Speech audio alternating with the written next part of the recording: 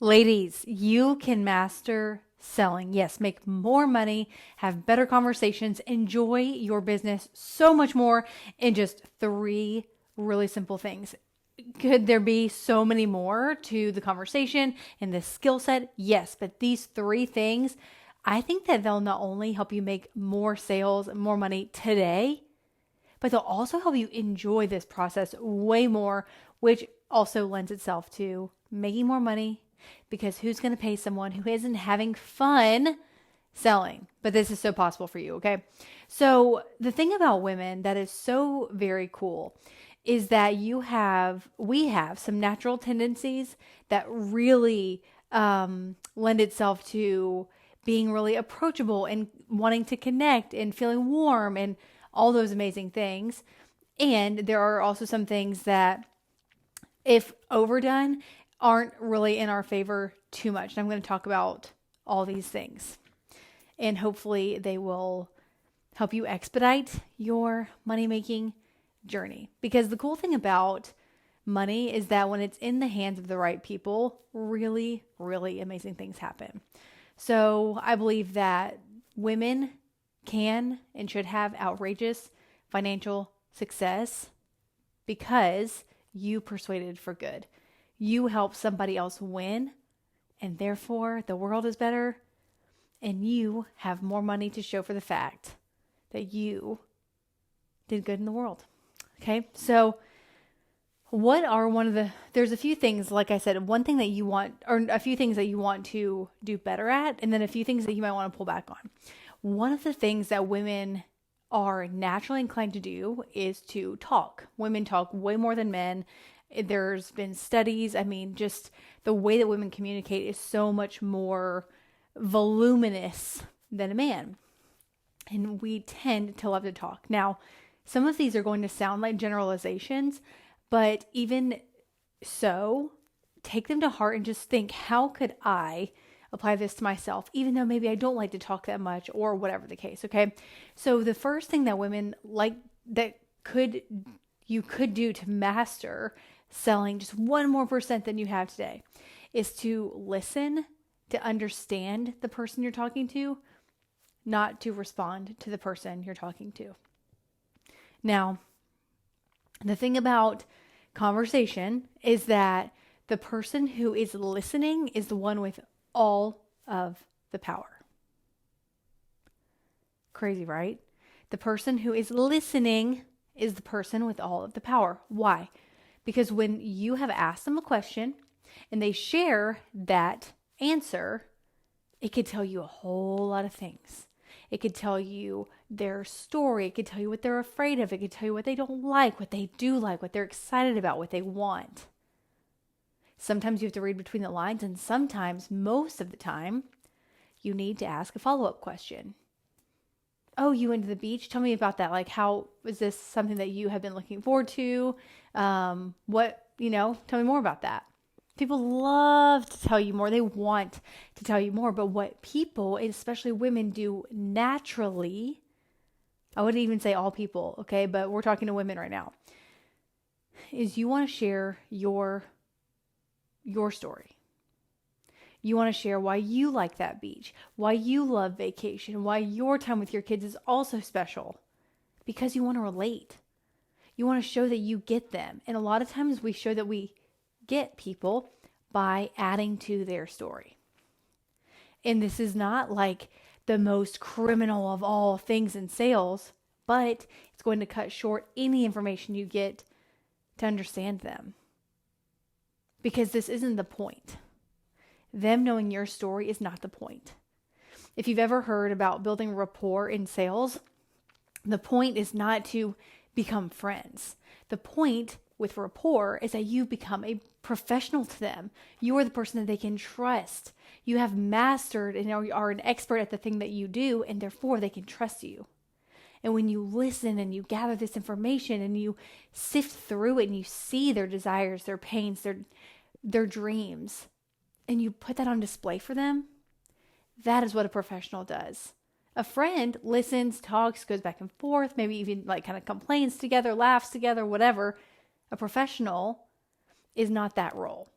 So you can actually save a ton of time, make more money, make a bigger impact, connect with them even more just by listening, asking follow-up questions, taking notes, for crying out loud. Please take notes on these people. Remember where their kids are at. Remember that school starting back is stressful for them. Remember that mornings are hard. Remember that they like to stay up late, This will help you become a matchmaker and put the puzzle pieces together of how your product meets their needs.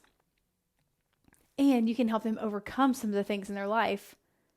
Most people get objections and they're not even that hard. It's just that you never even listened to avoid them in the first place because you just skirted through and told your own story. But this can be avoided when you listen to understand and truly know them, and you're curious, like, is this even a good fit? Could it be? If it is, you'll be even more excited to sell to them. And if it's not, you'll be even more confident to just listen to them and then kindly dismiss the conversation and refer them somewhere else possibly. Both are amazing outcomes because, again, you persuade for good. You want their good to be the outcome, their payoff, whether it's with you or not, okay? The second thing, that if women would just take not just seriously, but take it as an opportunity and leverage your confidence and your certainty, this would be a game changer. And that is being confident in the follow-up. Confident in the follow-up. And when I talk about follow-ups, there's so much. It's probably the topic of all topics that I've ever taught on, trained on, given content on, that produces the most questions, which is, how do I do that? When do I do that? How often do I do that? And the reason that these questions come up is because you don't want to feel needy, right? You want to feel like they need you and that they want your service, that you don't have to go after them. And I think that to some extent that is absolutely true. You do not want to be needy. No. This is not at all the point of being confident in follow-ups. What I want you to do and what I want you to think about in follow-ups is, because you did step one here, you gather the information, you're so certain that it's a really good fit. That's the caveat. That's the nuance here. You have to be certain that it's a good fit. And if you're not, your follow-up could look a little bit more curious. Hey, I know we talked last week, and I'm honestly still not totally sure if this is a good fit for you. Can I ask you a few more questions? That could be an example of a follow-up with someone you're just not sure about. Either way, you want to be genuine. Like, I'm genuinely wondering, or I'm genuinely certain that this could be a good fit. Now, if you are genuinely certain, here's what I want you to do. I want you to be direct. This is where people miss out. This is where people think that they have to fluff it up, talk about the weekend or something that is not relevant to the actual professional product and person connection conversation. But you absolutely can be direct. And that's the point of a follow-up. That's actually the point of one of the huge points of leverage in selling. So many people do not get to the point. But if you follow up and you say, hey, I know we talked last week and you mentioned that this was something you were wanting to do.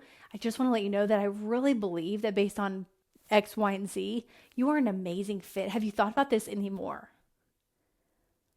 I was thinking about how the story you told me based on X, Y, and Z, this could really take you to that $1 million mark in your business. This could really help you hit your health goals, and you'll bounce out of bed when you've actually been feeling more like a saddie than a baddie, right? Like, these are the types of things that you can say to them because they're people that you've connected with. And that gives you leverage to do something like follow up. But I'm afraid that so many people don't follow up because there was never leverage to begin with. Maybe, right? So be direct. Get to the point. This will position you as a professional. It will show them that you care, that you have listened. And it will be an amazing outcome for everybody. It's so, so good. The next and last little tip, there's so many more here, but there's one more that I think this mindset shift alone could be a reason why you approach conversations way more confidently and people feel more warm and they like you more. And people buy from people they like, not because they're cool or special, but because they make them feel really well liked. They make them feel seen. Okay. So you can write this down. I want you to aim to help them win more than helping you feel like you're the winner. What do I mean by that? Well, ladies, it is no secret that women tend to love compliments. Men too, okay? But women, we love to feel pretty and valuable, and we probably put in way more effort to doing so than men. Okay, like we get ready, we put makeup on, we buy new colors and lipstick, and we do our hair special, and we do these things, right? We want to be funny and enjoyable and entertaining and all things lovely. And that can really, and even like the work that you do, it can turn into this like, well, my branding is so good, my content is so good, my results are so good. Like you can subconsciously sit back and wait for people to see you and compliment you. And there's nothing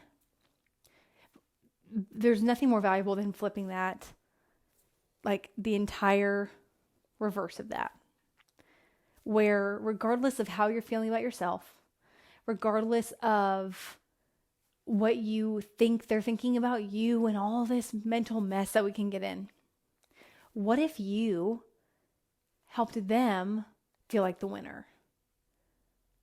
In one really specific way that you can do that is by giving really thoughtful and genuine compliments. It's one of the best ways to cushion a conversation. And by cushion, I mean respond to a question. You can respond to a story that they told. You can even respond to an objection by giving them a compliment, a genuine one, right? People can sniff out fake fluff and flattery like a miles away. But when you can actually, like, let's just say that someone tells you, school just got back. I thought I'd have time, but I'm so incredibly busy doing the 10 things I already have that I can't imagine adding like another nutrition protocol when I'm just trying to feed my family. Okay, maybe that's like an objection you get. You can genuinely say, hey, that is, really helpful to hear. And I just want to tell you that all the things you've told me, you sound like such an amazing mom. I just want to tell you that the way you want to take care of your family is seen. I see you. And that is one tiny little example of a compliment. And you can do that for just about anything and help them feel like the winner, help them feel seen. You can even compliment them like before you talk to them. You can enter into a conversation. Hey, I saw your content. I just want to let you know that the way that you communicate specifically to your niche, the business owners that you talk to, is so incredibly valuable. The reason I say that is because of the stories you tell and the energy you have. It's so light and approachable. That's another example of flipping it back on them. Instead of sitting back and waiting for someone to say something to you, or for them to approve of you, or for them to say yes to you, I want to ask you, how often are you giving? How often are you giving the compliment, giving the affirmation, giving the encouragement? I'm telling you, there was a season, I just so happen to have it here, but there was a season where like on my game day list, my 5 important things to do, there was a season where I needed to compliment 5 people today, because it was like, get out of my head and into their life, see somebody besides myself, because humans are naturally selfish. But when you can do all the things we talked about today, you understand them, you be direct with them, you make them feel like the winner. Oh my gosh, women, sales girl, you have so much natural giftedness and tone and love for what you do These things alone will put you on an edge past just about anyone else in your industry who's just sitting back, treating sales like it's a natural way of life when they haven't yet taken on these skills as seriously as they could. But it would change everything if they did. And I believe it will change everything for you when you do. I hope this was helpful. I hope that you got something out of it. Let me know if you did. Let me know what else would be helpful for you. And I cannot wait to see you on the next episode.